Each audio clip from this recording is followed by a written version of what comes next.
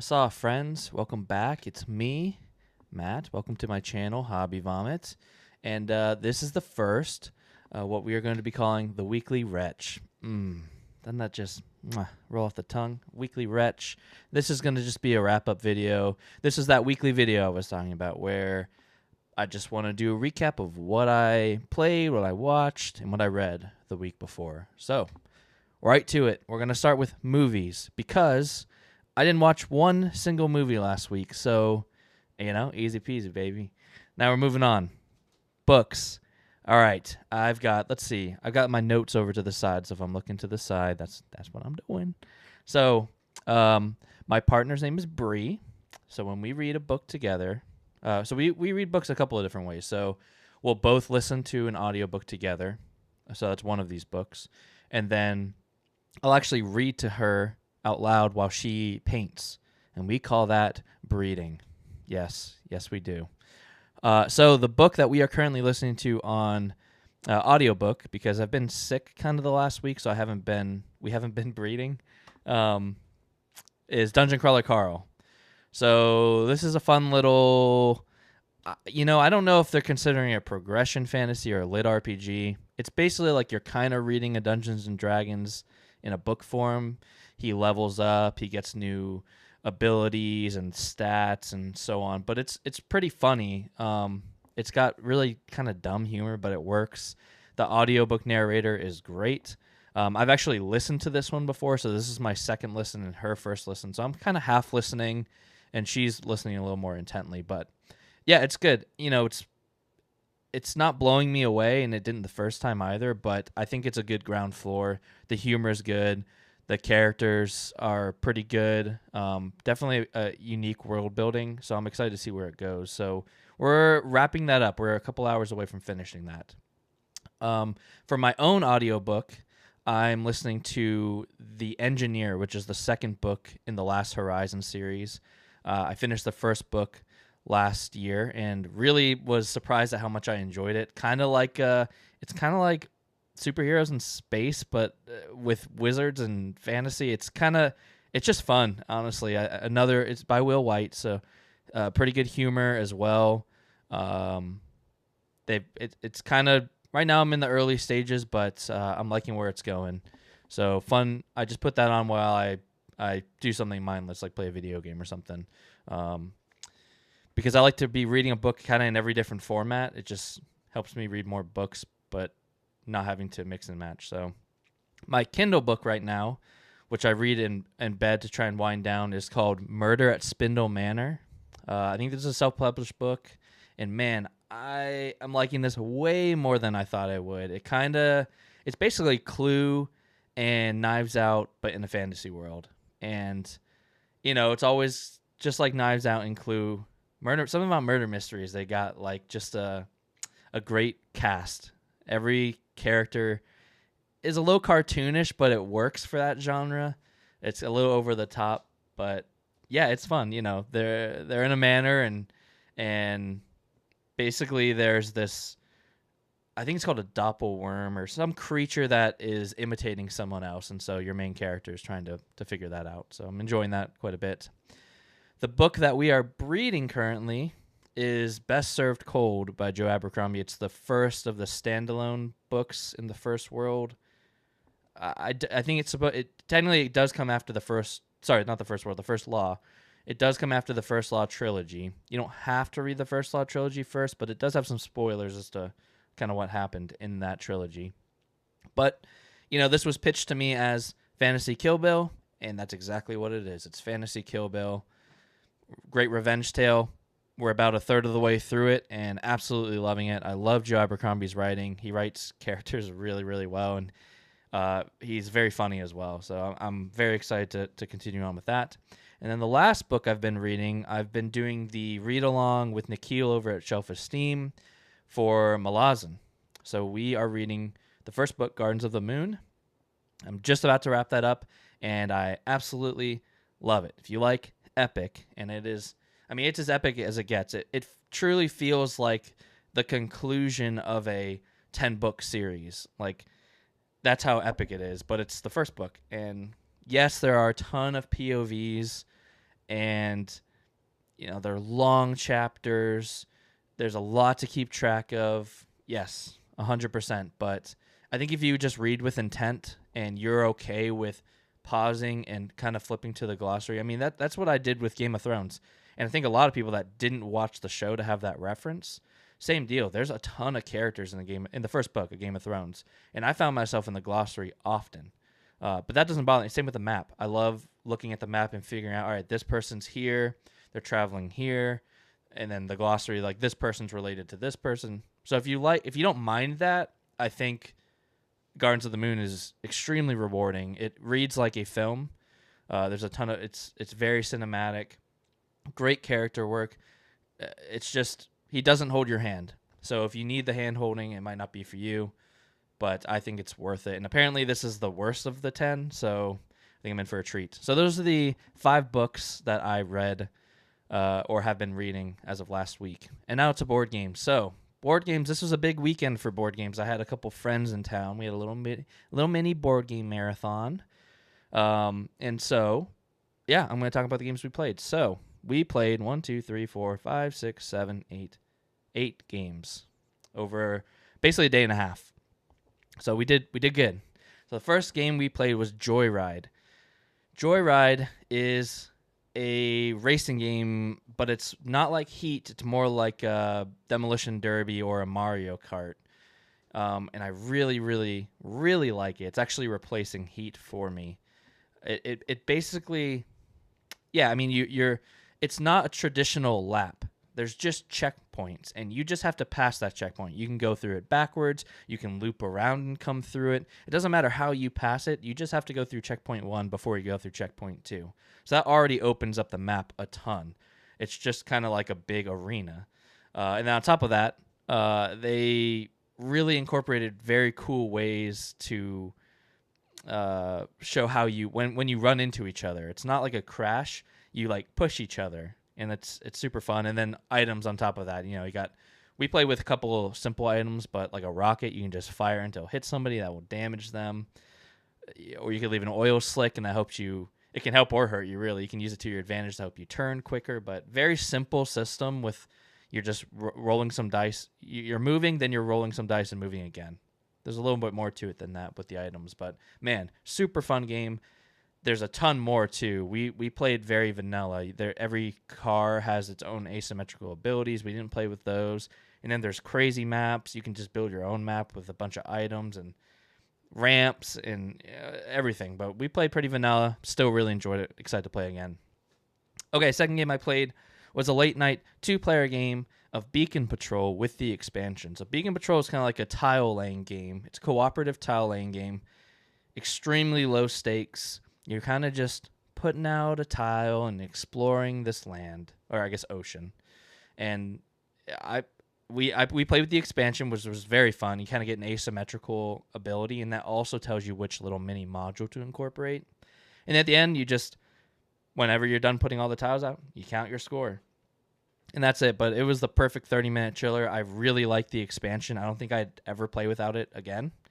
It's super easy to incorporate, and I love that when you pick an asymmetrical boat, that tells you what module you play with. Something about modular expansions for me, I'm always like, I don't know which one to pick, and so this just picks for me. I'll just shuffle up the asymmetrical boat cards, pick one, and that tells me, oh, I'm playing with the windmills this time, or what have you.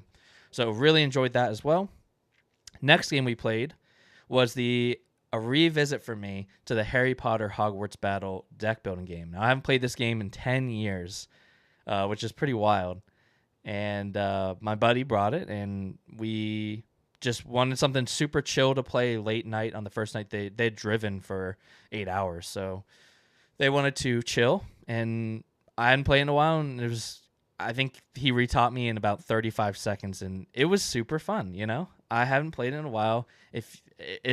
It's really fun. I actually think I might enjoy it more just as a one-off. I only played it as a campaign in the past. Normally, when you play through the 7 movies, and like the characters get older, and it's very thematic. The villains you're fighting and stuff, but it's very simple deck building game. You can buy from a market. You can attack the villains. You're trying to defeat the final villain.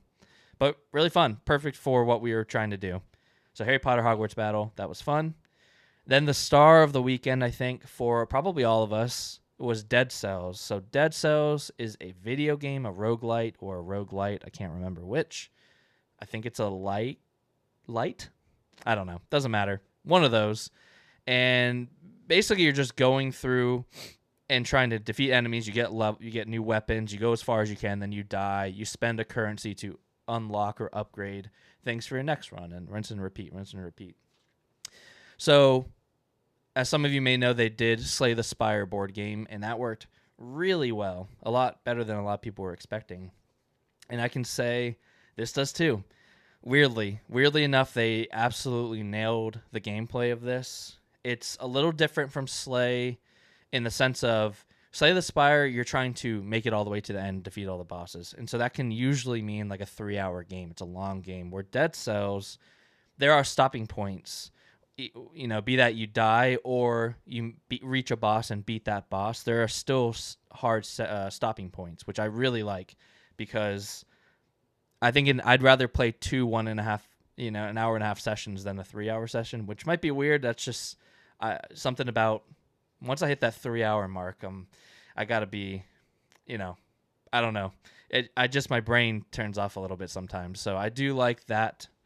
But yeah, the combat's very cool. You're each playing a card, and there are 3 rounds of combat always, except for the bosses. But 3 rounds of combat, and everyone plays 1 card. And on each card, it will tell you what you're doing in round 1, 2, and 3. So every combat, you're playing a single card, 1 card, and together you need to kill the bad guys that you're fighting. You don't have to kill them. That's another thing I like. You just don't get the reward. You can just survive, but you're not going to get the rewards for killing them. But you can't say exactly what you're doing, so you're just saying, round 2, I'm going to do a damage. That's it. So you can say one thing your card's going to do. Then you all flip them, and you just resolve combat. Very breezy, but it's got that roguelite feel where every time you move to a new room, you're not sure what's going to be there. You flip it over, and then you resolve it. There's also goals that you have on a board that you're trying to accomplish. And then at the end, when you're done, whether you die or win, you've got dead cells that you can then spend on these decks of cards that you're going to unlock for future runs. So it might be new weapons, it might be new rules, it might be new merchants that you find or whatever. But very cool game. The rulebook's not great, and I kind of knew that going in. I'd heard that the rulebook's pretty rough. So I think I'll probably be waiting for a second edition for them to clean some of that up. We did have to stop quite a few times to kind of just figure out what we were supposed to do, because the rulebook was pretty unclear. So besides the rulebook, the design is great. The rulebook, not so much. But second edition, I'm sure will come. It's been pretty popular, so I'm excited for that when it comes out. All right, Dead Cells. We played that twice, or we may have played it. We may have played it 3 times. I think we played it 3 times. Okay, next we played Spirit Island. One of my all-time favorite games. I don't play it enough. I don't play it as much as I should. We played a 3-player game of it. Super fun. I got to play the Volcano Spirit, where you just kind of build up normally you're wanting to spread your presence over the whole island. I guess I should say what this is. Spirit Island it's an anti-colonization game. You are playing these spirits on this island, and these different countries are trying to come and colonize it. And so you're trying to either kill them all or scare them away. It's a cooperative game, and you're playing cards and then resolving those cards, really. It's kind of like a Pandemic-style game where you're putting out a bunch of fires, but to me, it does not feel like Pandemic at all. I don't really love Pandemic. Every card is thematic. Normally, theme doesn't truly matter to me, but, every single card, the name, and then what it's doing, it's really impressive how thematic this game is. And I just love it. It never misses. So had a great game of that. We did get the dub, although we played on difficulty 0, so, but it was still fun. But yeah, I got to play as the Volcano Spirit. So the Volcano Spirit, instead of spreading your presence out on the board, you just kind of build up a big stack of your presence, and then usually late game, or I guess for me it was late game, you kind of just, you erupt, and then kind of spill your lava into the adjacent lands and just do a ton of damage. So that was very fun. Felt a lot different than a lot of the other spirits I'd played. All right. We also played Evenfall. Evenfall Evenfall is an interesting game. It's kind of like a mixture of a 51st State or Imperial Settlers mixed with kind of like Res Arcana. That's how I feel, at least. It's got a little bit of area control though. And yeah, it's a simple game with there's only a couple actions you can do on your turn, but the engine building is super rewarding. It's got incredible art. This is the first time I got to play it at 3-player, and doing the battle phase was super fun.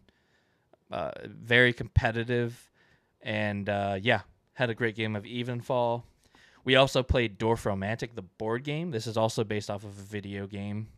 It's kind of like Beacon Patrol, 0 to no stakes. Extremely light game. The cooperative, even less stakes than Beacon Patrol. It's really you draw a tile, you put it down. You've got 3 tasks going on that say, hey, you want to connect 5 village tiles together. And if you do that, great. Then you get a new task. And if you don't, that's okay too. And you're just trying to get a high score. And when you complete a task, you get a new task. You always got 3 tasks out, and you just kind of pass the bag, or you rotate whoever places the tile. You all talk about where you think it should go. And then at the very end, you get a score, and that score helps you unlock new tiles or abilities. There's a little unlockable sheet, which I really like. But we got every single task, so we absolutely killed it. I think we just had a great lucky tile draw, and yeah, we got every task. So we got a perfect score for a base game with no unlock. So that was really fun. Then we played Cthulhu Death May Die.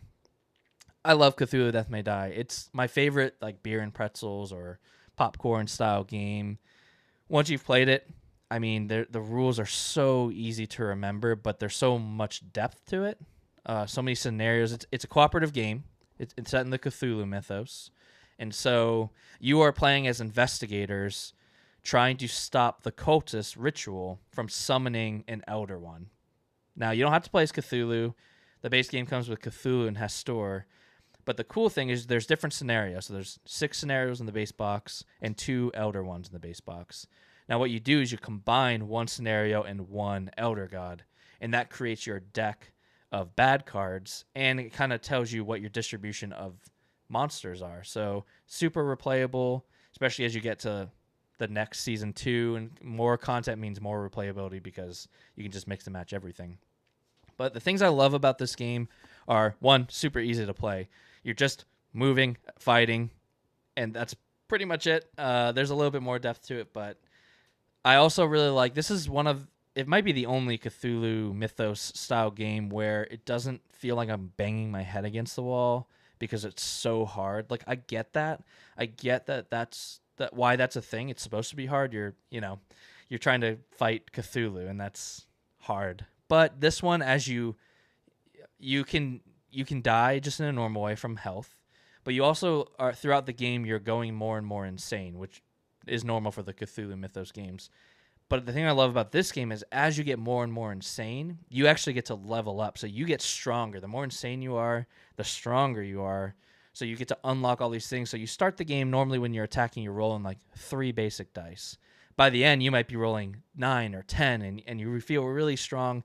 It has a really fun climax every time. It always comes down to the last round. It's like, ooh, well, if we didn't kill him this round, then we would have lost. So I do have a decently high win rate, but it always comes down to the wire. So I love that. It's never super easy. So great game, really fun game if you're into that style of game. But I would recommend it to mostly anybody.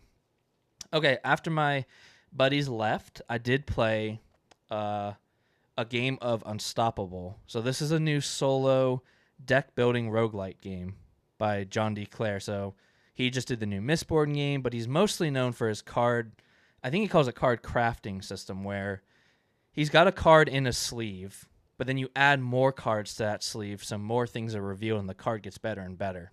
This is like that kind of, but every card on the back of it is a bad card, a threat. So your deck is good and bad, and as you level up your deck, it also levels up the enemies on the back of that card. And so you're really just trying to go through your deck. Every turn you've got 3 bad cards in front of you from your deck. When you defeat them, they go to your hand, and that's the only way you can draw cards in this game.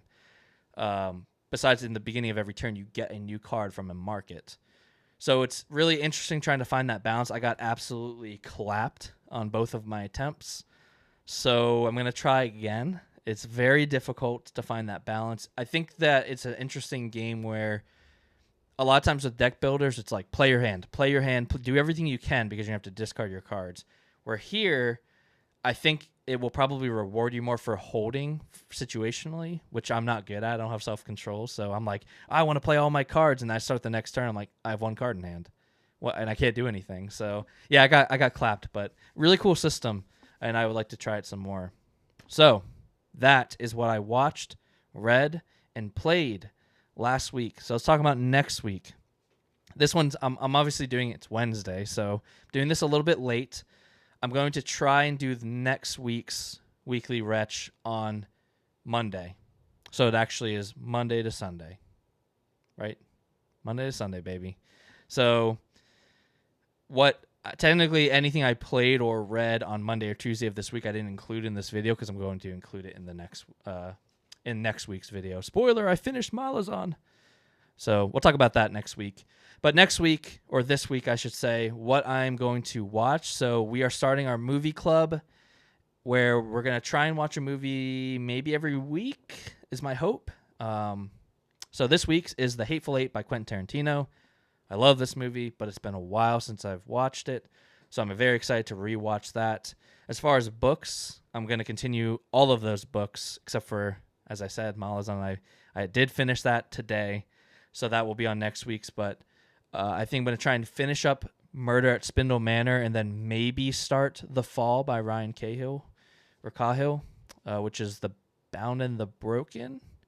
I think it's a prequel to a little novella. So, and then as far as board games go, I'm not sure what I'll be playing this week. I think I'll probably be playing some Spirit Island online with some buddies and then whatever else I'm feeling. So, yeah, we did it. We're under 25 minutes. Let's go. So, yeah, first Weekly Retch, and I thank you all for being here, and I'll see you next time. Goodbye.